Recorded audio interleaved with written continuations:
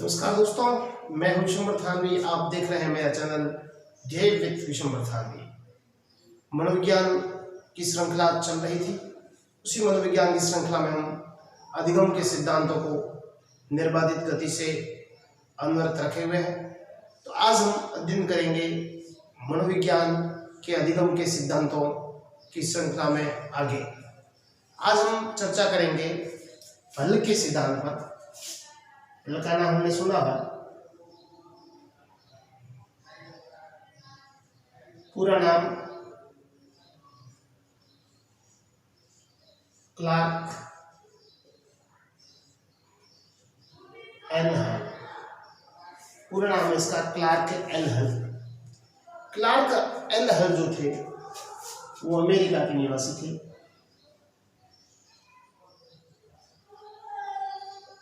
और वर्तमान में जो सिलेबस बन रहा है, पाठ्यक्रम बन रहा है, आधुनिक या मॉडर्न जो सिलेबस है, उसका प्रमुख जो आधार है वो हल का ही सिद्धांत है। हल ने सबसे महत्वपूर्ण बात कही वो थी नीड। नीड का अर्थ है जरूरत।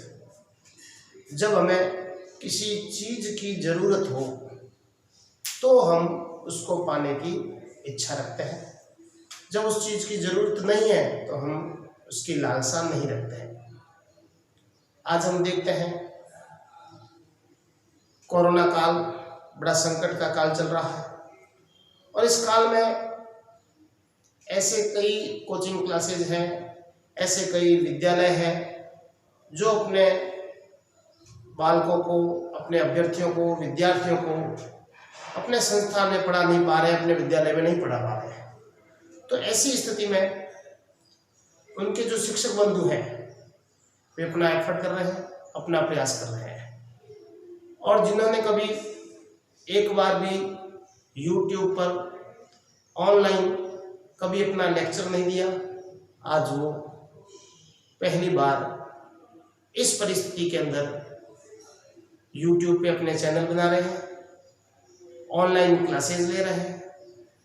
तो कुल मिलाकर के बात आती है, जो व्यक्ति कभी एंड्रॉयड फ़ोन जिसने हाथ में नहीं लिया, आज वो एंड्रॉयड फ़ोन के माध्यम से अपने चैनल बना रहा है और चैनल बना करके बच्चों को पढ़ा रहा है। तो ये है आवश्यकता। सामान्य सी बात है, आवश्यकता आविष्कार की जननी है। जब हमें किसी चीज़ की जरूरत होगी तो उस चीज़ को सीखेंगे, अन्यथा हम नहीं सीखेंगे। तो ये हमारे मानव जीवन में भी चरितार्थ होती है। जो सामान्य रूप से मानव जीवन में चरितार्थ होती है तो बालकों के लिए तो अवश्यंभावी है ही। इसी विषय को लेकर के क्लार्क एल हल ने एक सिद्धांत दिया था मनोविज्ञान के अंदर। अधिगम का जो सिद्धांत दिया उसमें उन्होंने कहा कि बालक का जो पाठ्यक्रम बनाया जाता है, सिलेबस बनाया जाता है, उस सिलेबस में बच्चों के, बालकों के आवश्यकता से संबंधित जो बिंदु है, आवश्यकता से संबंधित, जरूरत से संबंधित जो बातें हैं, उनको उसमें समाहित किया जाए। जब हम छोटे थे तो 6ठी क्लास में पढ़ते थे, उसमें 6ठी क्लास में अंग्रेजी आया करती थी, जेड फॉर जेब्रा हुआ करता था। जेड फॉर जेब्रा नाम ही सुनते थे हम, किताबों में चित्र ही देखते थे, कभी उनको हमने देखा नहीं था। लेकिन आज जब हम देख रहे हैं, आज का जो पाठ्यक्रम है, उस पाठ्यक्रम में बालक के सामान्य परिवेश के अंदर जो जो वस्तुएं हैं, उन वस्तुओं को उसमें शामिल किया गया है। रेगिस्तानी क्षेत्र है, ऊंट है तो कैमल को शामिल किया गया है, बिल्ली है, हट है, इनको शामिल किया है ताकि बालक अपने आसपास के परिवेश को देख करके समझे, सीखे और याद कर सके। तो यही जो सिद्धांत है क्लार्क एल का सिद्धांत, पाठ्यक्रम को महत्वपूर्ण बनाने में विशेष भूमिका निभाता है। जब बालक की आवश्यकता होगी तो उसको सीखेगा। जब बच्चे को जरूरत है, बच्चा कंचा खेल रहा है और कंचे खेलते समय उसको संख्या का ज्ञान नहीं है, तो गुरुजी के द्वारा उसको कंचे पकड़ा करके वो संख्या की जानकारी देते हैं तो बच्चा बहुत ही जल्दी सीख जाता है। अगर उसको विधिवत बिठा करके 1 से लेकर के 10 तक की संख्या सिखाई जाएगी तो बच्चा नहीं सीखेगा। तो जो आवश्यकता है, जब बच्चे को जरूरत है तो बच्चा उस चीज को सीखेगा, अन्यथा नहीं सीखेगा। तो क्लार्क एल का जो सिद्धांत है वो सबसे प्रमुख सिद्धांत है आवश्यकता की पूर्ति। इस आवश्यकता की पूर्ति के सिद्धांत पर आधारित है। क्लार्क एल हल ने यह जो सिद्धांत है 1915 में दिया। इन्होंने 2 पुस्तकें लिखी, प्रिंसिपल ऑफ बिहेवियर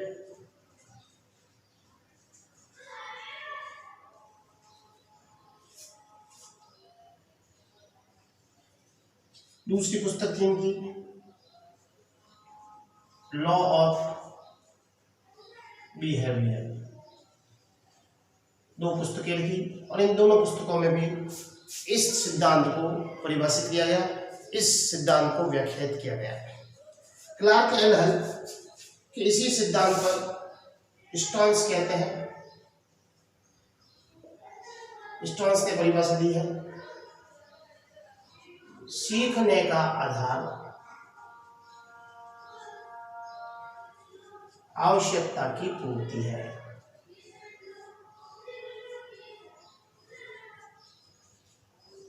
सीखने का जो आधार है वो आवश्यकता की पूर्ति है। हम तब सीखते हैं जब हमें जरूरत है। ये स्टोन्स ने भी परिभाषा दी है और सीखने का आधार भी बताया।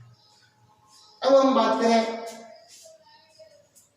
पाठ्यक्रम में या हमें शैक्षिक क्षेत्र में इसके क्या योगदान है।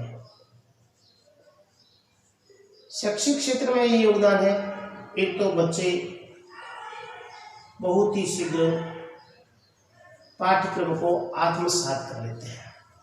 बच्चों के जीवन से, बच्चों की जरूरत से संबंधित कोई भी पाठ्यक्रम होगा, कोई भी जानकारी होगी तो बच्चे बहुत ही जल्दी सीख लेंगे। तो उसको आत्मसात करने में ये बहुत बड़ा ही महत्वपूर्ण सिद्धांत है।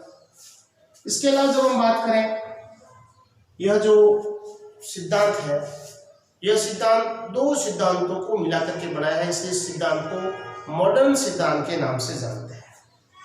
पहला आता है थॉर्नडाइक। थॉर्नडाइक के बारे में पढ़ चुके हैं। थॉर्नडाइक की इसने एक बात ली, उद्दीपक, स्टिमुलस। दूसरा पावलोव। पावलोव की अनुबंध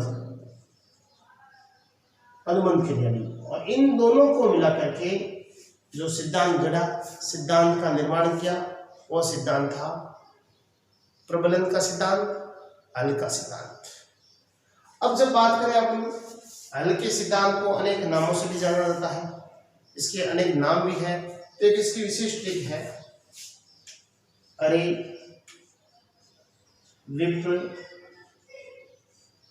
तू, हलसु, पुनः,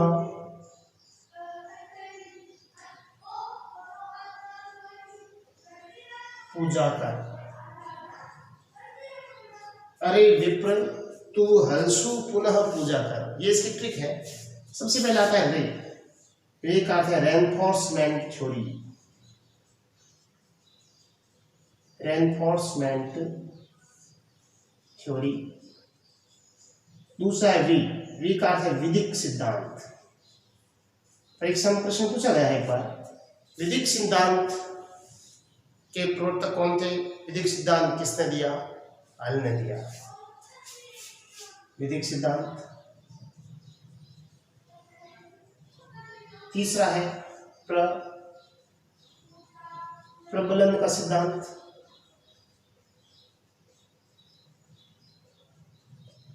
चौथा है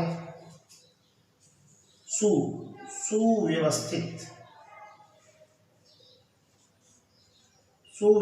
सिद्धांत। ये है हल के सिद्धांत की ट्रिक, जो अलग अलग नामों से जानी जाती है। परीक्षा में प्रश्न पूछा जाता है, हल ने किसके ऊपर प्रयोग किया? तो ये बड़ा महत्वपूर्ण प्रश्न बनता है। हल ने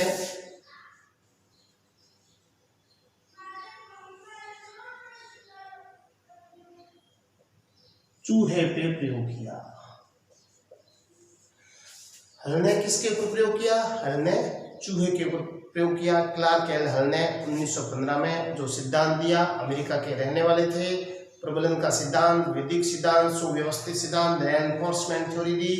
आवश्यकता से ही व्यक्ति सीखता है, आवश्यकता जब होती है तभी व्यक्ति सीखता है, ये समग्र सिद्धांत था। इस सिद्धांत को हल ने दिया।